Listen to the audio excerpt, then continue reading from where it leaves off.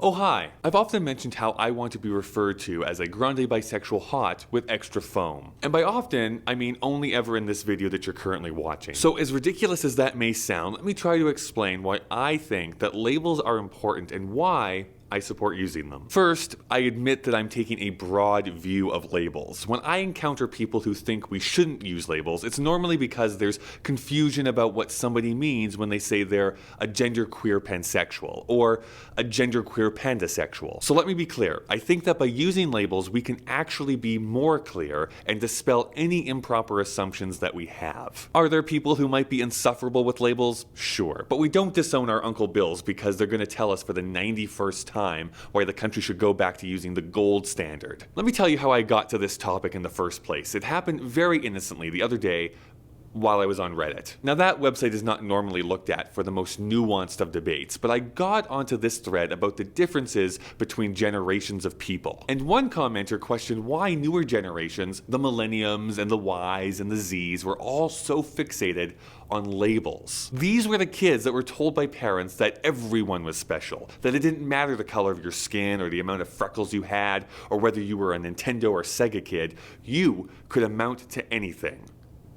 Well, maybe not the Sega kid. And at the same time, they were told by much older generations that nobody is special, that you can't expect a free ride through life, that you need to pull yourself up by your bootstraps. However, I think it's exactly those conflicting messages that have led to this need for labels, and why they're actually useful. If you've been told that you're special and that everybody is special in their own way, and we now live in a world that in so many ways values the way people perceive you online, then it's no wonder we got here. Pretend that I'm young, dumb, and full of gumption. I've been told that I'm special. I've been equally told that I'm not special. So how do I square that, especially when presenting myself online? One way is to find a forum, or most probably nowadays, a subreddit or a particular Twitch community, and base my identity off of that. Perhaps I love Doctor Who. I don't, but perhaps I do, and therefore I want to be bold and label myself a Whovian. Or I'm a nerd fighter, or a Christian, or maybe even an emotional pervert. On top of that identity, how can I stand out inside that group?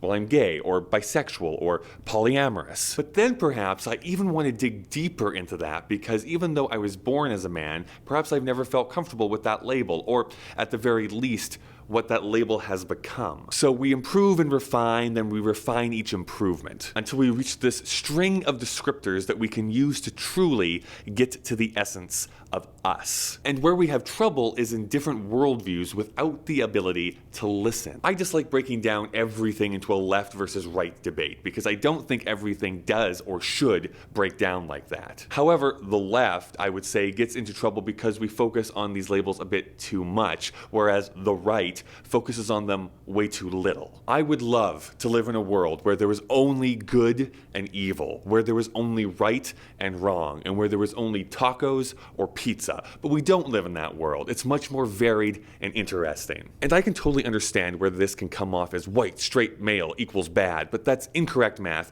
and I don't want to be misinterpreted. What my and many others' argument is that when it is assumed you're a white, straight male, when you're not, there's just a hint of arrogance in that. It's like when people assume American when you're Canadian, or that you're Australian when you're from New Zealand. Is it the end of the world?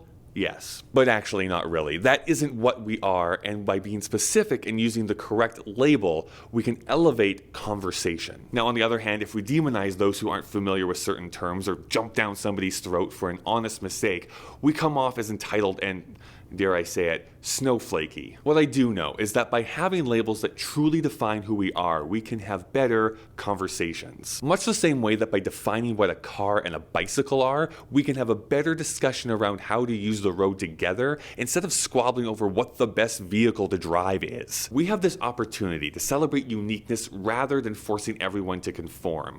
We get to fully engage in the world instead of only associating with the same types of people.